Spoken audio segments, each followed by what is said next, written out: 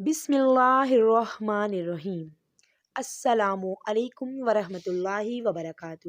سب سے پہلے درود ابراہیمی پڑھ لیجئے۔ امید کرتی ہوں کہ آپ سب ناظرین خیریت سے ہوں گے، پاک رب جلیل کی رحمت کے سائے تلے ہوں گے۔ آپ تمام ناظرین کو آپ کے پسندیدہ چینل اسلامک ٹیچنگ میں خوش آمدید۔ اسلامک ٹیچنگ کی جانب سے آج آپ کے ساتھ شیئر کروں گی ایک ایسا وظیفہ جو انتہائی آسان وظیفہ ہے لیکن انتہائی پر اثر وظیفہ ہے۔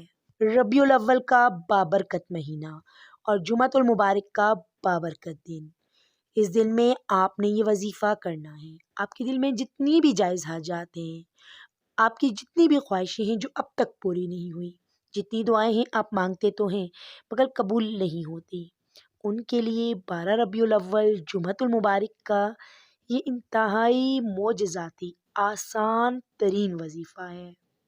اللہ تعالیٰ ہم سب کو اس کے کرنے کی توفیق عطا فرمائے۔ سال میں یہ موقع ایک بار آتا ہے اور اسے آپ نے قطعاً ضائع نہیں کرنا۔ جس طرح میں عمل بتاؤں گی پورے غور سے سن کر اس عمل کو اسی طرح سے آپ نے کرنا ہے۔ انشاءاللہ تعالیٰ آپ کے تمام رکے کام پورے ہو جائیں گے۔ ہر انسان خواہ مرد ہو یا عورت، بلا تخصیص نسل، ملت و مذہب، اسے کبھی کبھار مشکلات مسائل کا سامنا تو کرنا ہی پڑ جاتا ہے اور پھر ان کے حل کے لیے وہ اپنے معاون اور مددگار اور سہاروں کو تلاش کرنے لگتا ہے۔ یہ ایک فطری عمل ہے کہ ضرورت کے وقت دوسروں کی طرف نظر تو چلی ہی جاتی ہے اور انسان ان سے اپنی حاجات پوری ہونے کی امید لگا لیتا ہے، مگر بسا اوقات دیکھا گیا ہے کہ اپنے قریبی رشتہ دار، دوست احباب تو کیا خونی رشتے تک ایسے وقت میں منہ موڑ لیتے ہیں۔ وہ مدد یا تعاون کیا کریں گے، الٹا تذلیل و تحقیر ہی حصے میں آتی ہے۔ مگر ہم مسلمان، ہم بڑے ہی خوش نصیب ہیں، ہمیں اللہ تعالیٰ نے ایک ایسی دولت اور یقین اور سہارے سے نوازا ہے کہ کبھی ہم پر ایسا مشکل وقت آ جائے، ایسے مشکل گھڑی آ جائے تو ہمیں اس کے در پر جانا چاہیے، اسی سے مدد مانگنی چاہیے۔ اس کے لیے اللہ تعالیٰ نے ہمیں کلام پاک بھی دیا۔ اب مجھے ایک بات بتائیے، جادو کا اثر ہو سکتا ہے تو ذرا سوچئے کلام پاک پڑھنے والوں کی زندگی میں اس کے پڑھنے کا اثر کیا خوب ہوگا۔ اسی یقین، اسی اعتماد، اسی درست عقیدے کے ساتھ آپ نے آج کا یہ وظیفہ جو میں آپ کو بتانے جا رہی ہوں، اس کو پورے یقین کے ساتھ اس دن میں آپ نے ضرور کرنا ہے۔ مگر ہر بار کی طرح گزارش، صدقہ جاریہ سمجھ کر مسلمانوں کو فائدہ پہنچانے کی نیت سے آپ اس ویڈیو کو ضرور لائک اور شیئر کریں۔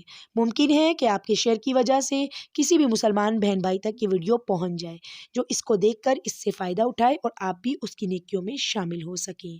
اگر آپ ہمارے چینل پر نئے ہیں اور آپ نے اب تک اس چینل کو سبسکرائب نہیں کیا تو اس کو لازمی سبسکرائب کریں اور ساتھ ہی لگے گھنٹی کے بٹن کو لازمی دبا دیں تاکہ آئندہ آنے والی ویڈیو نیا وظیفہ آپ تک بر وقت بآسانی پہنچ سکے۔ 12 ربیع الاول کا مبارک دن، جمعۃ المبارک اپنی رحمتیں لیے ہوئے، یہ وظیفہ سورہ یاسین میں سے ایک آیت کا وظیفہ انتہائی آسان۔ کرنا آپ نے کیا ہے، غور سے سنیے گا۔ 11 مرتبہ آپ نے سب سے پہلے درود ابراہیمی کو پڑھ لینا ہے، پھر آپ نے 313 مرتبہ یہ آیت جو اسکرین پر آپ کو نظر آ رہی ہے یہ آپ نے پڑھنی ہے۔ آیت پڑھ لیجئے، انما امرہ اذا اراد شیئا ان یقول لہ کن فیکون۔ انما امرہ اذا اراد شیئا ان یقول لہ کن فیکون۔ اس کی تو یہ شان ہے کہ جب کسی چیز کا ارادہ کرتا ہے تو کہتا ہے کہ ہو جا تو وہ ہو جاتی ہے۔